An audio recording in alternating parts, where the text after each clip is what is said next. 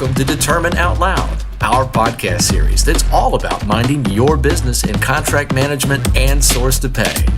And now, your host, VP of Product Marketing for Determine, Constantine Limbarakis. Hello, everybody. Thank you for joining us for another Determine Out Loud. I am being joined by another special guest, as always, Julien Nadaud, who is our Chief Product Officer here at Determine. Julien, hey, how are you today? Yeah, doing great. How are you? Good afternoon. Good. So what's it like in, I always call it Hotlanta. How is Atlanta going today? Is it, you guys already have summer, or is it? No. Still the spring. It's perfect, actually. It's sunny, not too hot, not too cold, so it's a great day.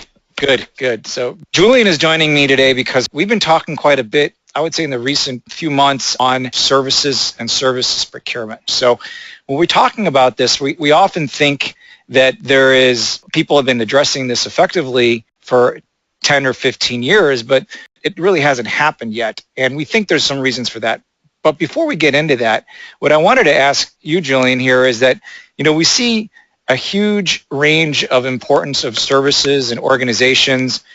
We see this rise in services, and if you look at some of these maps online, you can see transitioning from, where, say, in the U.S. particularly, it went from a pure manufacturing to a service-oriented economy with healthcare and professional services and consulting, et cetera. What are your thoughts on this change, on how it's happened? Yeah, you can see that in the US, but it's even bigger in Europe, actually. The society has transitioned from manufacturing to services. It started a few years ago already. The company outsourced or subcontracted a lot of things instead of doing everything themselves. And now that the economy is structured in such a way that you need very special skills and expertise in all domains, the only way is to subcontract services to specialists. It's a big trend. Yeah.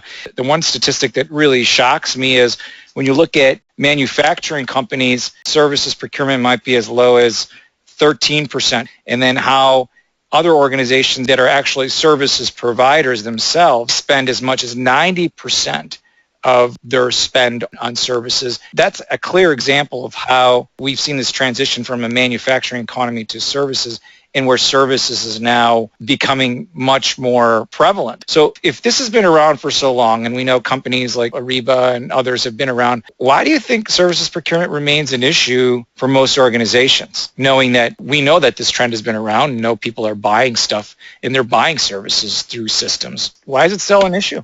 I would think the main reason, it's very difficult to put services procurement in a box, actually. It's pretty complex. So most of the industry in e-procurement providers, they focus either ERP focus on production, like automation, and most of the other e-procurement provider focused a lot on indirect spend or spot buy or these kind of things. And that was pretty easy because the story is easy. You source your supplier, you negotiate price, you get catalogs, contracts, and then you tell your employee to buy from this contract and negotiated prices. It's all about internal e-commerce, these kind of things. So when you talk about services, it's much more complex because whatever you do, marketing, purchasing, or IT, or freelance, or statement of work, the process is completely different between each project. Right. So maybe part of the problem is that we are thinking about services procurement in a kind of niched way, right? Essentially what we're saying is we're looking at, a type of contingent labor, right? So would you say that's part of the problem here, that the discussion has really been isolated to this area, but it should be the wider discussion? So things like marketing services, which you mentioned, IT services, freelance, SOW, services governance. Why don't you talk about that? I think the main driver, and at the beginning, was that you cannot buy people like you buy goods, for example. So, there is, whatever you're talking about regulation, about the way you can handle procurement, even legally, there is no way you can buy someone. There is no way I can use a standard procurement tool, right? So that's where all these very specific provider like Fieldglass, they specialize in how do you manage the relationship with people. And in this case, that's why the vendor management was a big piece of the game. But that's just a very small part of what we call services procurement. Everything else, which is especially about getting agreement with a third-party contractor actually to do something for you, it's a mix of services, people, it can be delivery, it can be scheduling, it can be delivering something, a mix of everything. And that's where the complexity of being able to address everything becomes an issue.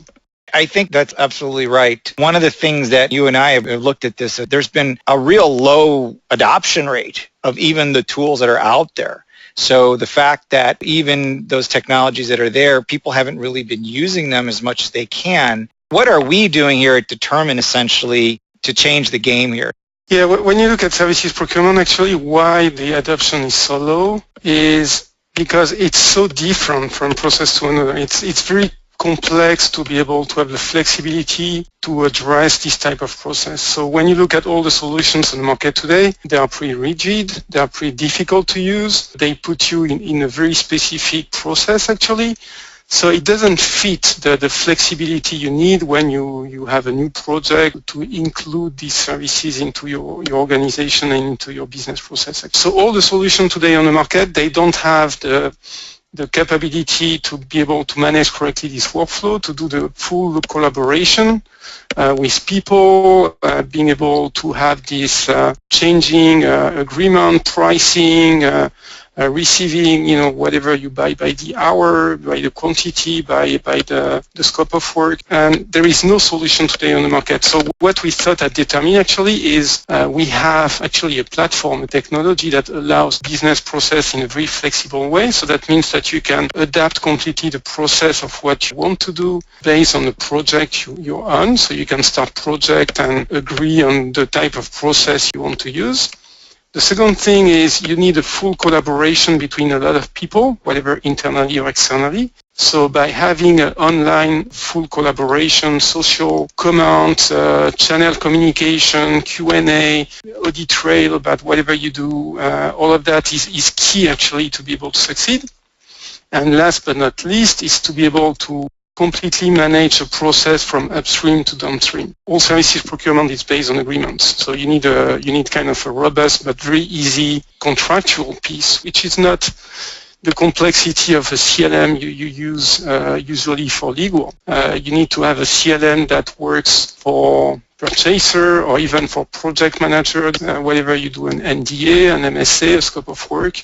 You need to have a very simple agreement piece of the software. At the same time, you need to have a vendor management where you can onboard new supplier, vendors. You need to do certification. You need to do a lot of things on the vendor side. Yeah, for sure. You need also to negotiate, right? So you need kind of RFP, RFX, RFI, RFQ, whatever, which is not complex. If you put a full e-auction or a complete strategic sourcing piece in the game, it's too complex, it's too big. You don't need that actually. So you need a very easy way to manage an RFI, an RFQ, and to connect that to the contract. And then you need to manage that. So you need to manage the compliance. It can be scheduling invoicing, or that can be just the compliance of people doing the job and reporting number of hours, for example. So at the end, the process is very complex, but you need it to be very easy to use and very flexible.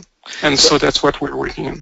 And basically, with this notion of platformance, that we're covering the entire process from in source to pay of what a services endeavor might look like, because quite frankly, most companies are not managing through that whole source to pay. The technology and the solutions that are there aren't able to help them do that because of lack of ease of use and the fact that they're not covering that broader spectrum. So I guess that leads me to my next and final question, which is one of the providers out there basically said that approximately 29 million American employees, 21 years of age or older, are considering a shift to independent contracting in the next 2 to 3 years. So when we take a look at that, right, and these people are coming out of college, the millennials, as part of the changes happening in the workforce, how do you foresee the future in services procurement and services procurement technology changing to accommodate that? Well, actually, you have two changes. First, the millennium, they want to do whatever they want, when they want. They want to change job, overnight, actually. and they want to have access to the right information. I mean, they want a lot of things, right? If you want to take advantage of the skills of these guys, you need to be able to access to them.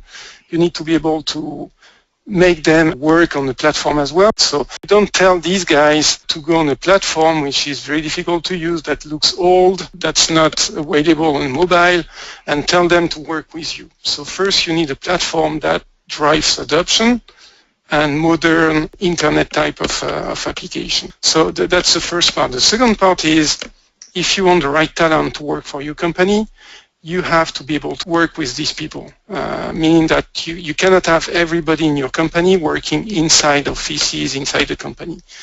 And if you don't put in place the right process, the right control, the right audit trail, it's going to be very complex because you have to tie it with regulation. You have to pay these people, and you need to be able to have the right authorization, the right process. You need to control what they do. And if you do that manually, it's going to lead to errors. It's going to lead to inefficiency, actually. So the future is only beginning with this as we're seeing it, and it's kind of an exciting time to actually be addressing the question, particularly with how we're trying to look at it, I think, from a platform perspective. So, Julien, thank you for joining us on this latest edition of Determine Out Loud, and look forward to hearing more from us on the services procurement topic. Thank you, Julien. Thank you. Bye-bye.